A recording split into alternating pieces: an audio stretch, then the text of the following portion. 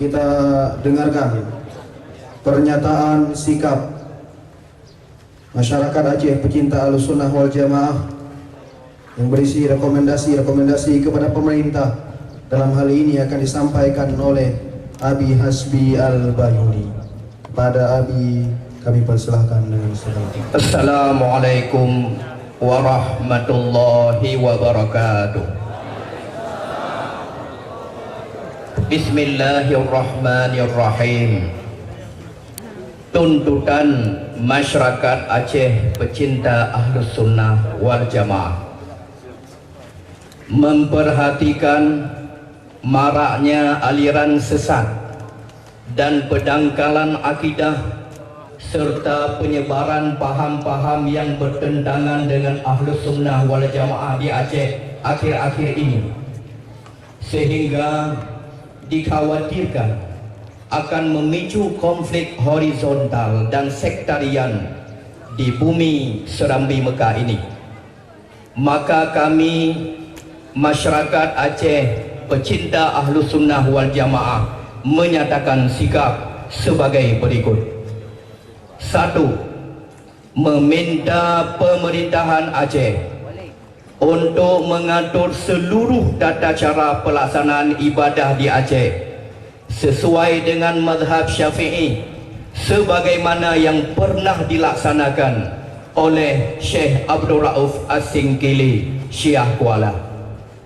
2. Meminta kepada pemerintah Aceh untuk menyerahkan posisi imam besar dan imam rawatib serta segala yang menyangkut dengan ibadah dan pengajian Masjid Raya Baitur Rahman Banda Aceh kepada ulama Aceh yang bermazhab Syafi'i. 3. Meminta kepada pemerintah Aceh agar pengelolaan Masjid Raya Baitur Rahman Banda Aceh di bawah kontrol Wali Nanggro Aceh. 4. Meminta pemerintah Aceh untuk menyerahkan mudzakarah ulama mengenai tata cara ibadah di Masjid Raya kepada Majlis Permusyawaratan Ulama Aceh dan menolak dilaksanakan oleh pihak lain.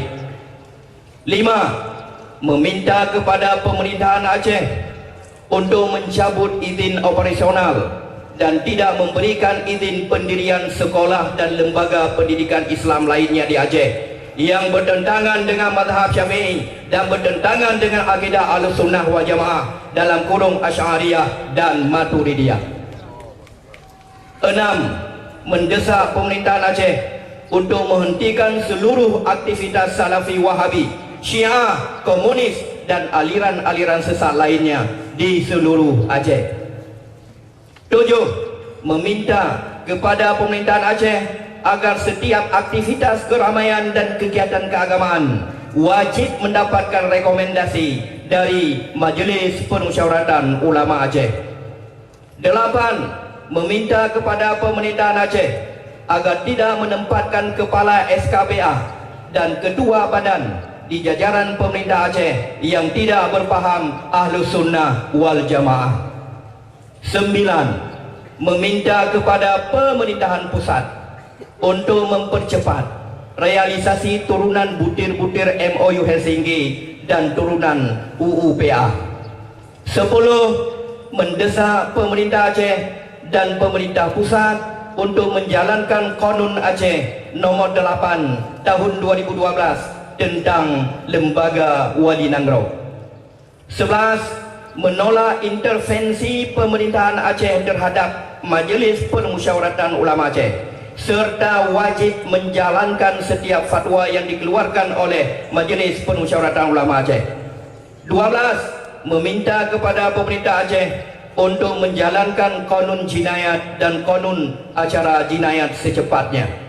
13. Yang terakhir, apabila tuntutan ini tidak diindahkan dan tidak dilaksanakan, maka kami masyarakat pecinta Ahlussunnah wal Jamaah akan datang kembali dengan jumlah massa yang lebih besar. Allahu Akbar, Allahu Akbar, Allahu Akbar. Banda Aceh tanggal 10 September 2015. Sekian. Assalamualaikum warahmatullahi wabarakatuh. Waalaikumsalam.